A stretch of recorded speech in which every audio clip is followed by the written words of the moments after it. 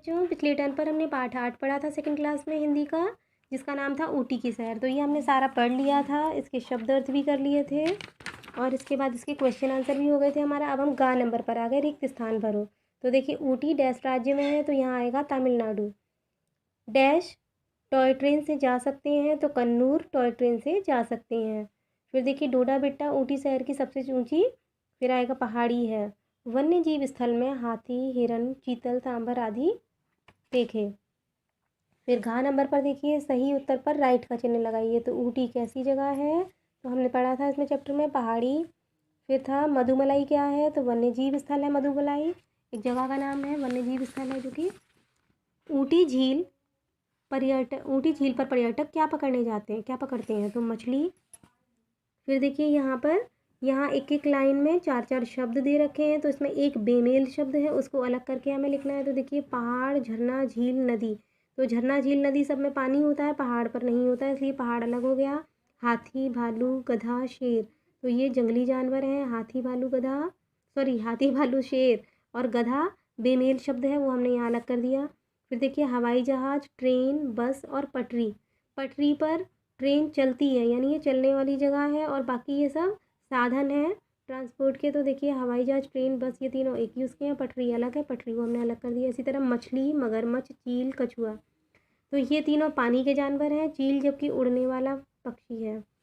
फिर देखिए यहाँ आ जाएंगे आप नीचे, जंगल में रहने वाले और पाले जाने वाले पशुओं की सूची बनाइए। तो यहाँ आपके मिक्स एनिमल्स दे रखे हैं, तो जिनको आप पालते हैं उनको यहाँ लिखेंगे और जिनको जो जंगल में रहने वाले हैं उनको यहाँ लिख देंगे।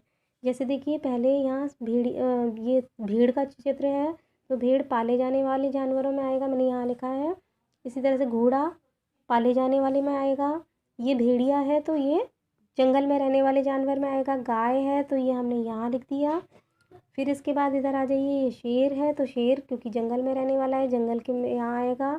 फिर इसके बाद ये बकरी है, तो बकरी यहाँ आएगी पाले जाने वाले जानवरों में। हाथी जंगल में रहने वाले में आएगा, यहाँ लिखा हुआ है मैंने इसको।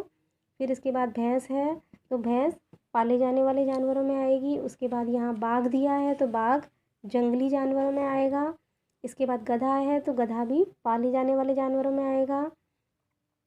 फिर इसके बाद बंदर है, तो बंदर भी जंगलों में ही रहते हैं मोस्टली, जल्दी से उनको कोई नहीं पालता है, उतने काम के नहीं होते। फिर देखिए इसके बाद ऊँट है, वो पाले जाने वाले जानवरों में आएगा। फिर इसके बाद भालू है, तो भालू यहाँ आएगा जंगल में रहने वाले जानवरों में, और जिराफ भी जंगल में रहने वाले जानवरों में आएगा। तो इस तरह मैंने इनको छांट कर यहाँ लिखा हुआ है, तो आप देख सकते हैं।